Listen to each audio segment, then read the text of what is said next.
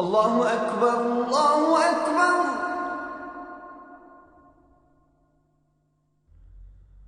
الله أكبر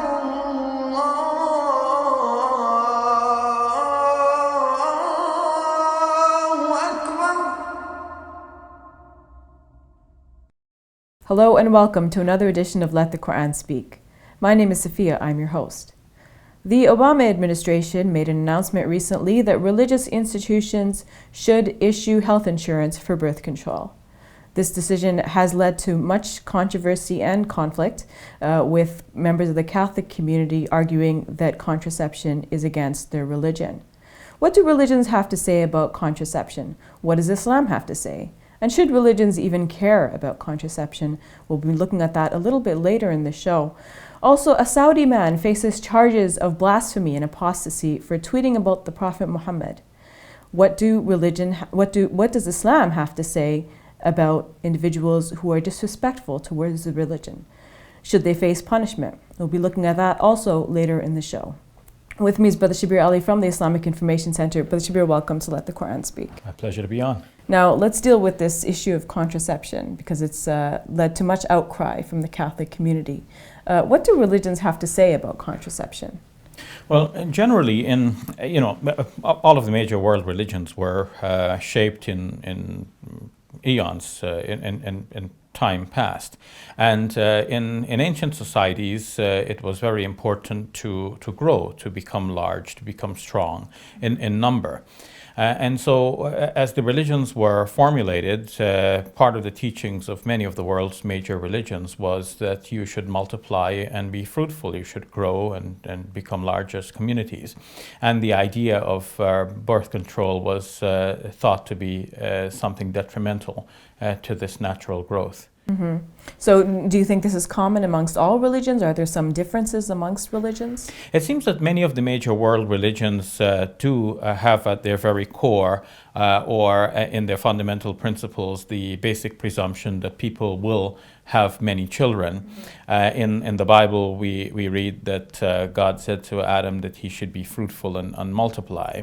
And in one of the Islamic traditions, it is mentioned that the Prophet Muhammad, peace be upon him, instructed his followers that they are to have many children because the Prophet Muhammad wishes that on the Day of Judgment, his followers will appear in a large number. So that has been the default situation. At the same time, many of the religious scholars do look at some practical situations and they give rulings that are conducive to different and unfolding needs as they arise. For example, it is noted that some Jewish scholars do allow for contraception if it is thought that having another child too quickly may be too much of a burden on the mother who is already breastfeeding one child. Mm-hmm. And in the Islamic tradition, it is noted that the Prophet Muhammad, peace be upon him, himself allowed for contraceptions because it is reported that some of his companions asked him about what is referred to as coitus interruptus. And he basically allowed it because he said that the Greeks and Romans are doing it and it doesn't seem to harm anybody. And so it should be okay. Mm-hmm. I was reading that Avicenna, he was a Muslim writer, he wrote about 20 different methods of birth control in his book. And I thought that was interesting given what you've mentioned about traditional religion not necessarily condoning birth control. Yes, it is interesting that Islam, the traditions of Islam, going back to the Prophet Muhammad, peace be upon him, do already make allowance for this. What is called azl in Arabic, or withdrawal, was noted to have been practiced by the companions of the Prophet Muhammad, peace be upon him, while he was still alive. And they asked him about it, and he said that, yeah, you can go ahead and practice it, knowing full well that if it is God's determination that a child be conceived, there's nothing in the world that can stop that from happening. At the same time, we see that God has given human beings some degree of control on their own affairs. and this is one of the ways in which people can practice some sort of control.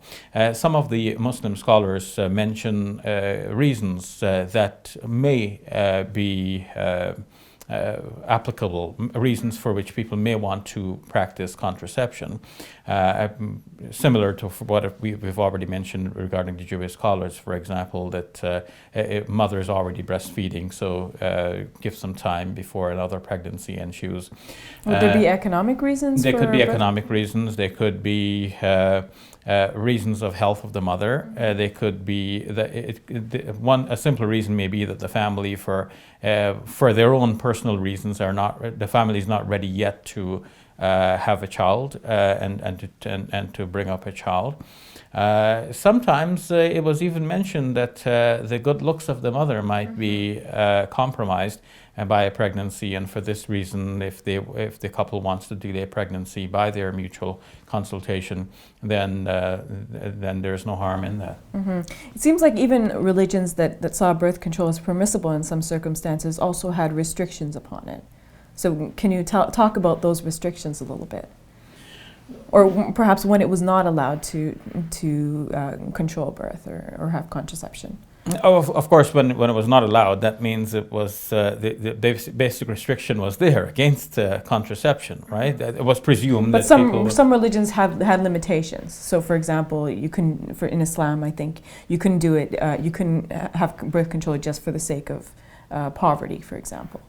Well, in many of the Muslim scholars would say that you shouldn't practice birth control for basically economic reasons. They may say that there is a verse in the Quran which says, "Do not kill your children for fear of poverty, because God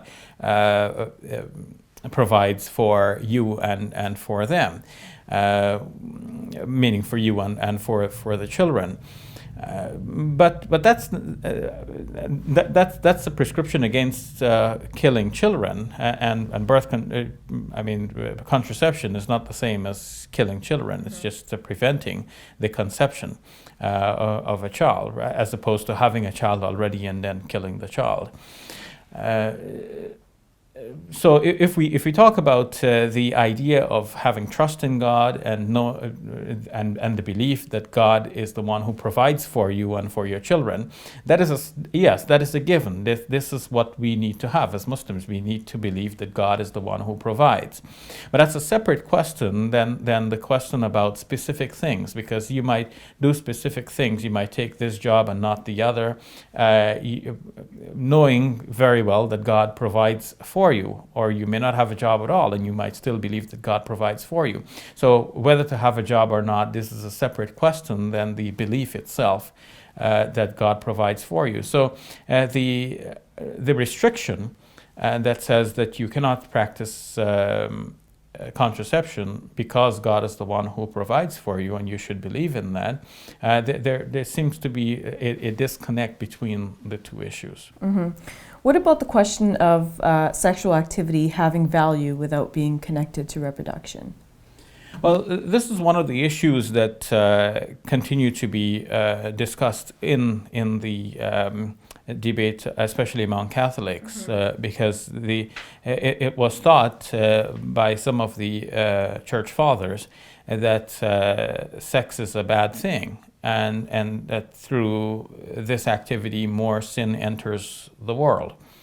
In the Islamic conception, it is not thought that sex is a bad thing. It is thought that this is one of the natural features of human beings, just as we eat and drink and sleep.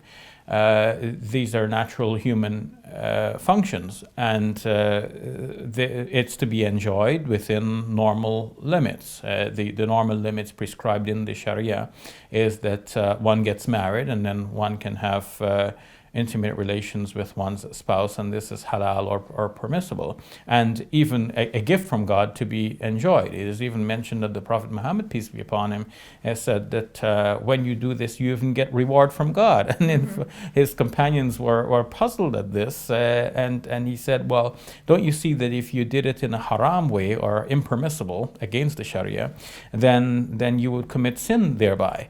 And they said yes. Well, he said, well, the opposite is also true. If you do it in a permissible way, well, then you get reward from God. All right, thank you for that, Brother Shabir. You're welcome. We'll take a break. When we return, we'll talk about the Saudi man who faces charges of blasphemy for tweeting about the Prophet Muhammad.